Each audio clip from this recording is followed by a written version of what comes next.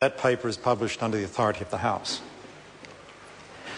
No select committee reports have been presented and neither have any bills been introduced, so the House now comes to questions for oral answer.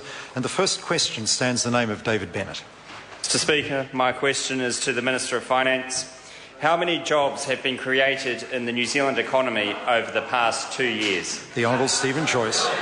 Order. Mr Speaker. Now, order. Order. Order. I apologise to the Minister, but the question it contains no assertions of fact. It just asks a straight question. And before the Minister even opened his mouth, there was totally unacceptable interjection. The Honourable Stephen Joyce. Thank you, Mr Speaker. On behalf of the Minister of Finance, a net 57,000 more New Zealanders have a job now than 2 years ago. That's according to the Household Labour Force Survey, seasonally adjusted, which is the standard internationally recognised measure of employment and unemployment. David Bennett. Question. What examples has he seen of jobs being created in the infrastructure sector?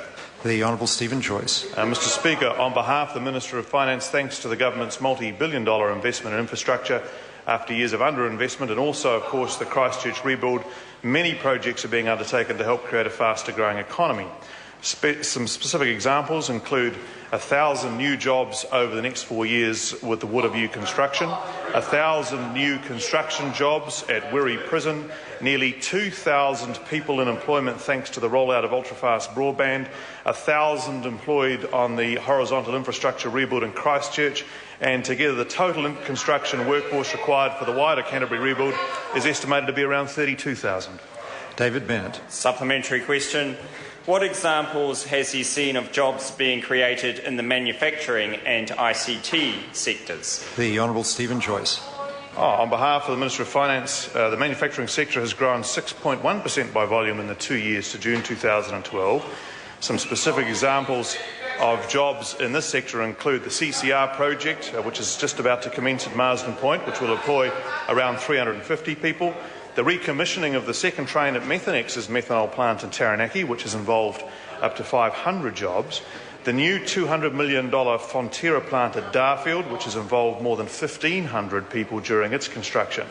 In the ICT sector, examples include 400 new jobs in a partnership between IBM and Unitech, 128 new jobs at Xero this calendar year, more than 100 new jobs at software company Orion Health, plus jobs at other great New Zealand exporting organisations like Tate's Electronics, October Animation and many more. David Bennett. Supplementary question. Has he seen any other examples of projects that would create jobs that haven't yet been able to proceed? The Honourable Stephen Joyce. Mr Speaker, on behalf of the Minister of Finance, I have seen some examples of that. For example, a new international convention centre in Auckland would create around 1,000 new jobs during its construction and around 800 jobs once it is up and running. And of course that is being opposed as much as possible and slowed down by the Greens and Labour. And then there's the Bathurst Resources Escarpment Mine project on the west coast that would employ 225 people if objectors, of course, withdrew their appeals. And I'd say again to the EPMU, Labour and the Greens that if they were serious about helping coasters, they'd call on opponents to drop their objections and allow this project to proceed. Supplementary question. David Bennett.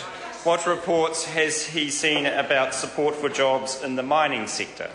The Honourable Stephen Joyce. Well, on behalf of the Minister of Finance, I've seen three quite intriguing reports. The first, a recent statement said, "Let me be very clear here, I've always supported mining on the west coast." The second, that undeveloped coal reserves should be left in the ground.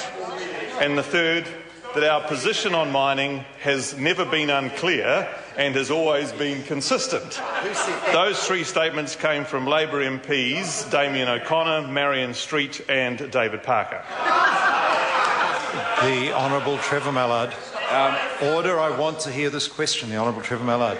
Has he seen the letter from the Orion Healthcare he referred to in a supplementary answer to Craig Foss, the Minister of Commerce, indicating that their business has been placed at risk as a result of the decision of Mr Foss to override the unanimous decision of a select committee of this House to do with the patenting of software, and, Mr Speaker, that their business could well go offshore as a result of that?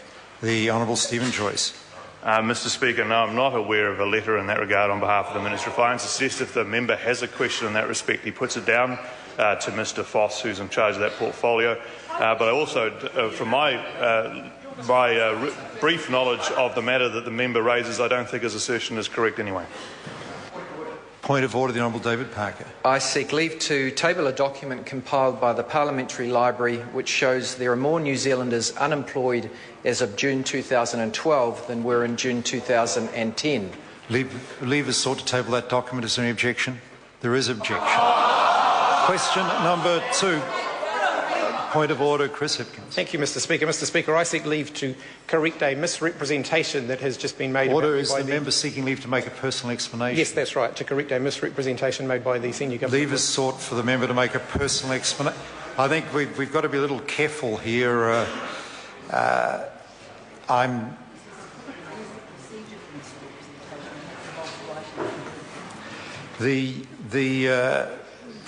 We've got a little careful. Seeking leave to make a personal explanation of the member, we had a situation yesterday where a member was granted leave and then started to talk about another political party.